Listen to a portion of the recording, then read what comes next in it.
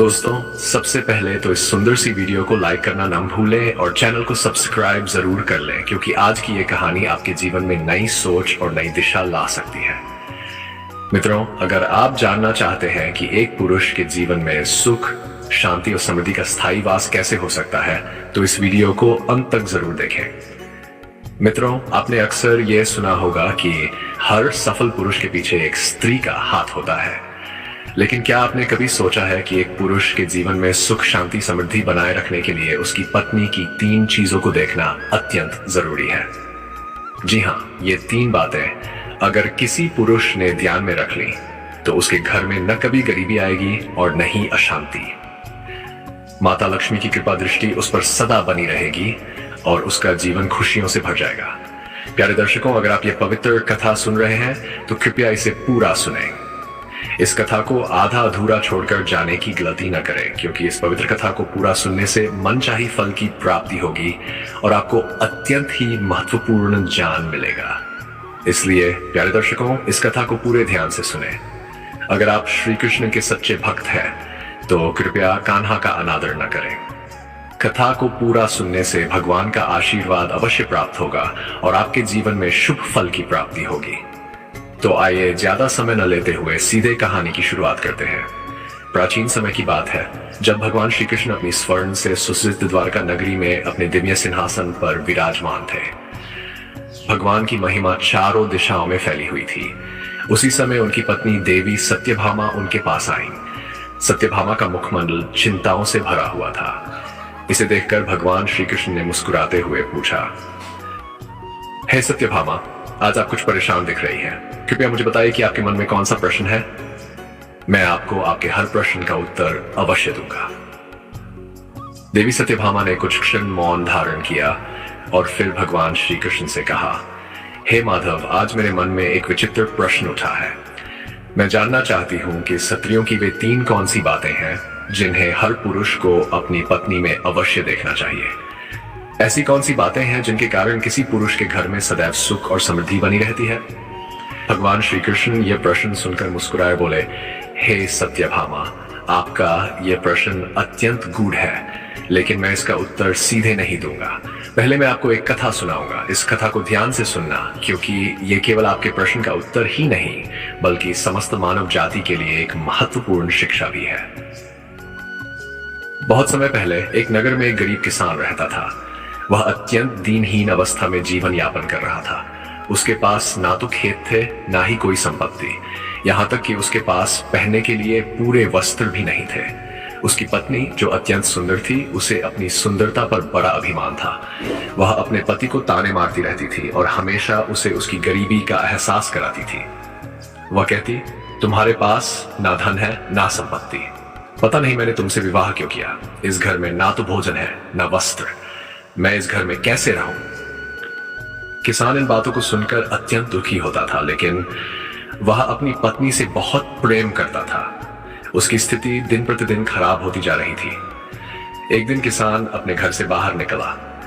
रास्ते में उसने देखा कि एक महात्मा ध्यानमग्न बैठे हैं। किसान ने सोचा, ये महात्मा अवश्य कोई दिव्य पुरुष है, क्यों ना अपनी समस्या इनके सामने रखूं। किसान महात्मा के पास गया और हाथ जोड़कर विलाप करने लगा। महात्मा ने अपनी आंखें खोली और पूछा, हे पुत्र, तुम कौन हो और क्यों रो रहे हो? किसान ने कहा, हे मुनिवर, मैं एक गरीब किसान हूं। मेरी पत्नी मुझसे हर समय लड़ाई करती है और ताने देती है। मैं बहुत मेहनत करता हूं, फिर भी मेरे घर में सुख शांति नहीं है। कृपया मुझे कोई ऐसा उपाय बताइए जिससे मेरे जीवन में सुख शांति आ सके और मैं धनवान बन सकूं। महात्मा मुस्कुराए और बोले, हे पुत्र, मैं तुम्हें 3 बातें बताने वाला हूं। यदि कोई पुरुष इन 3 बातों का ध्यान रखे तो उसके घर में कभी क्लेश नहीं होता और उसके घर में सदैव माता लक्ष्मी का वास रहता है। लेकिन इन बातों को समझने के लिए तुम्हें मेरी एक और कथा ध्यान से सुननी होगी। क्या तुम वादा करते हो कि तुम इस कथा को शुरू से अंत तक सुनोगे? किसान ने महात्मा से वादा किया कि वह कथा को पूरा सुनेगा। महात्मा ने कहा, किसी नगर में एक बहुत बड़ा व्यापारी रहता था। वह अत्यंत बुद्धिमान था और अपनी पत्नी से अत्यधिक प्रेम करता था। उसके घर में कभी भी झगड़ा नहीं होता था। उसकी पत्नी भी सुंदर और समझदार थी, लेकिन उसकी पत्नी को अपनी सुंदरता पर थोड़ा अहंकार था। हर दिन संध्या के समय व्यापारी की पत्नी एक दीपक जलाया करती थी।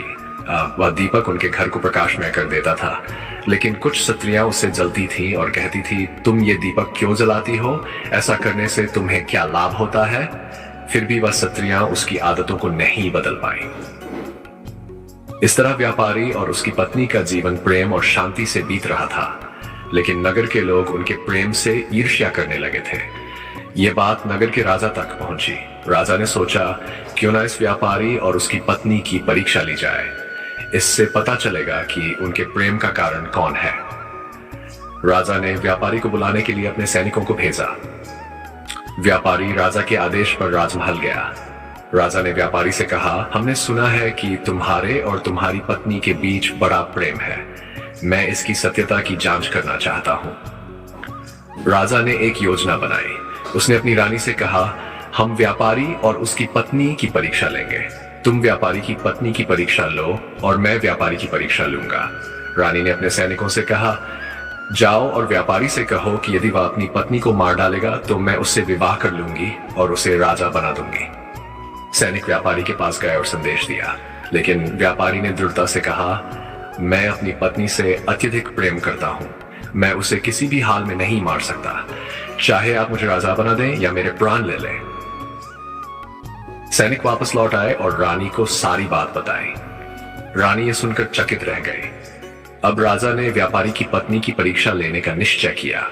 उसने सैनिकों को आदेश दिया कि वे व्यापारी की पत्नी से कहें कि यदि वह अपने पति को मार डालेगी तो राजा उससे विवाह कर लेगा। सैनिक व्यापारी की पत्नी के पास गए और संदेश दिया। व्यापारी की पत्नी ने सोचा, यदि मैं राजा से विवाह कर लूंगी तो मुझे वैभव और सुख मिलेगा। उसने सहमति दे दी। शाम को जब सैनिक व्यापारी के घर पहुंचे तो उन्होंने देखा कि व्यापारी की पत्नी ने अपने पति को मार डाला है। सैनिक ये देखकर क्रोधित हो गए और उसे राजा के पास ले गए। राजा ने यह सुनकर व्यापारी की पत्नी को कारागार में डाल दिया। महात्मा ने किसान से कहा, हे पुत्र, अब मैं तुम्हें उन 3 बातों के बारे में बताता हूं। पहली बात, हर पुरुष को अपनी पत्नी की संगति पर ध्यान देना चाहिए कि वह कहां जा रही है और किससे मिल रही है। दूसरी बात, पत्नी के बोलचाल पर ध्यान देना चाहिए कि वह पति की इज्जत करती है या नहीं। और तीसरी बात, पत्नी के चाल चलन पर नजर रखनी चाहिए। यदि पुरुष इन 3 बातों का ध्यान रखे तो उसके घर में कभी क्लेश नहीं होगा और माता लक्ष्मी का वास सदैव बना रहेगा।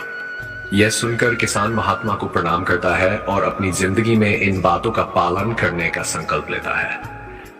किसान ने महात्मा की बातें सुनकर उनसे पूछा, हे महात्मा जी, यदि मेरी पत्नी इन 3 बातों में से किसी एक में चूक जाए तो मुझे क्या करना चाहिए? महात्मा ने मुस्कुराते हुए कहा, हे पुत्र, यदि ऐसा हो तो पहले अपने मन और अपने घर के माहौल को जांचो। कभी कभी हमारी अपनी गलतियों की वजह से दूसरे का स्वभाव बदल जाता है। पत्नी को समझने और प्यार से सही राह दिखाने का प्रयास करो। अगर फिर भी बात न बने तो परिवार के बुजुर्गों की मदद से समस्या का समाधान करो, लेकिन कभी क्रोध या हिंसा का सहारा मत लो, क्योंकि इससे परिवार और अधिक बिगड़ सकता है। किसान ने फिर पूछा, महात्मा जी, अगर मैं अपनी पत्नी के साथ न्यायपूर्ण और सही व्यवहार करूं, फिर भी लक्ष्मी का वास न हो तो क्या करूं? महात्मा ने उत्तर दिया, पुत्र, लक्ष्मी का वास केवल पत्नी के आचरण से नहीं बल्कि पूरे परिवार के सामूहिक प्रयासों से होता है। घर में सच्चाई, प्रेम और धर्म का पालन करना आवश्यक है। यदि हर सदस्य अपनी जिम्मेदारी समझे और मिलजुल कर रहे तो लक्ष्मी स्वयं उस घर को नहीं छोड़ेगी। किसान ने महात्मा को प्रणाम किया और वचन दिया कि वह न केवल अपनी पत्नी के साथ प्रेम और सम्मान से रहेगा बल्कि अपने पूरे परिवार को भी सही राह पर ले जाने का प्रयास करेगा। महात्मा ने उसे आशीर्वाद दिया और कहा, तुम्हारा घर हमेशा खुशहाल रहेगा। याद रखो, परिवार का सौहार्द ही सबसे बड़ा धन है। इसके बाद किसान ने महात्मा को विदा किया और अपने जीवन को महात्मा की शिक्षा के अनुसार डालने का संकल्प लिया। भगवान श्री कृष्ण ने देवी सत्यभामा से कहा, हे देवी सत्यभामा, इस कथा का सार यह है कि स्त्री और पुरुष का रिश्ता आपसी समझ, प्रेम और विश्वास पर आधारित होना चाहिए। पति पत्नी दोनों को एक दूसरे के प्रति ईमानदार और समर्पित होना चाहिए। जो व्यक्ति अपनी पत्नी का सम्मान करता है, उसकी अच्छाई और कमियों को समझता है और घर को प्रेम व संयम से चलाता है, उस घर में सदैव सुख समृद्धि रहती है। देवी सत्यभामा ने हाथ जोड़कर भगवान श्री कृष्ण से कहा, हे प्रभु, आज आपने मुझे अत्यंत महत्वपूर्ण ज्ञान प्रदान किया। मैं इस ज्ञान का विस्तार करके समाज को यह संदेश दूंगी कि पति पत्नी का आपसी प्रेम और समझ ही उनके घर को स्वर्ग बना सकता है। भगवान श्री कृष्ण मुस्कुराते हुए बोले, हे सत्यभामा, ध्यान रखें कि मनुष्य को हमेशा सच्चाई, प्रेम और मर्यादा के साथ जीवन जीना चाहिए। जब पति पत्नी एक दूसरे का सम्मान करेंगे और जीवन में धैर्य रखेंगे, तब उनके घर में कभी भी क्लेश नहीं होगा और माता लक्ष्मी का वास सदा बना रहेगा। इस प्रकार भगवान श्री कृष्ण ने देवी सत्यभामा को स्त्रियों की 3 महत्वपूर्ण बातें बताई। देवी सत्यभामा ने इस ज्ञान को पूरे ब्रह्मांड में फैलाने का वचन दिया। अगर ये कथा अच्छी लगी हो तो इसे अवश्य साझा करें और कहें जय श्री कृष्ण।